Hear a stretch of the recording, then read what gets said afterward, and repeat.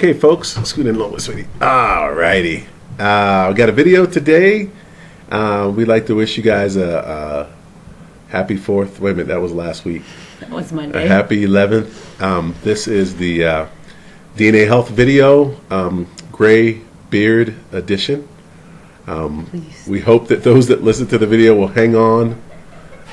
Studies show that people don't listen to the video beyond 15 seconds. So, if you're done, at least you got to see our faces, and we're happy to talk to you today. Today our topic is happiness versus pleasure, and the differences and such, and how if we're not careful, pleasure can get out of control, and even worse, in that pursuit of pleasure, we mistake it for long-term happiness, which it is not. So, my wife has a quote from the Dalai Lama. Okay. It says, there's nothing wrong with pleasure, but sometimes those pleasures can get a bit out of control and become destructive. The third piece of cake I had today definitely qualifies. Choosing to lay on the couch rather than get daily exercise.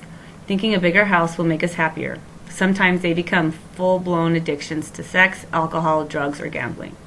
The difficulty for me, anyway, is struggling to choose to move toward happiness, not just immediate rush of pleasure.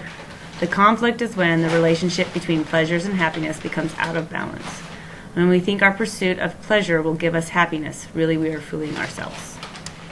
Great quote. And what we want to talk about is in relationships, at times, if we're not really geared into what is happiness and what keeps us happy, and how happiness is a pursuit and not necessarily a temporary destination. And in marriage is all about happiness, because there's going to be times where things don't go the way we'd like. There are going to be times when we're disappointed. There's going to be times when we're going to be hurt. And if all we want in that moment is to feel better, we can make decisions that could destroy our relationship. Kind of pursuit, choice, I think is a good word to use this too. We actually choose to be happy. Absolutely. So kind of like you said, that the experiences, different things that happen, we have that choice in how we respond to whatever happens. We can be happy in it. We can look at the positives that come out of a situation or the negatives. And that's a hard thing, especially if it's something that would be justified as making us happy or unhappy.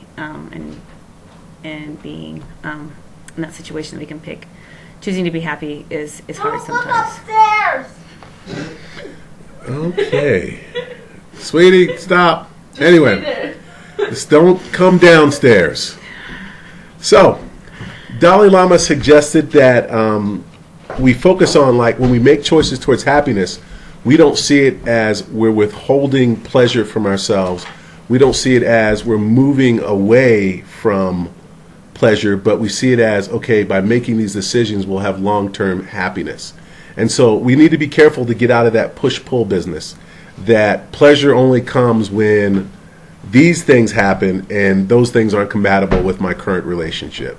If we get into that struggle, then we're going to make decisions that are going to destroy our relationship. Keep in mind that at the forefront of the things we think should be why we're in the relationship to begin with. What are our core values and our core beliefs that will help us get through difficult times? Anyway, guys, we are thankful for our opportunity to share this with you at any time. Send us an Insta message. Like us. Any questions, reach out to us. We're happy to respond. Take care.